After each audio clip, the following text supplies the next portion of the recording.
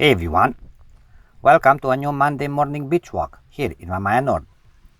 In this video I'm visiting a new main beach called Cattaleya Beach, but also a huge free beach located in front of the Opium Beach.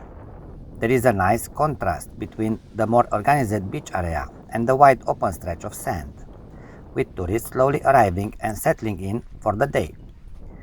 So if you feel like taking a few relaxing minutes by the seaside, come along with me and enjoy the views, the natural sounds of the beach, but also the fresh sea breeze of the Black Sea. Thanks for being here.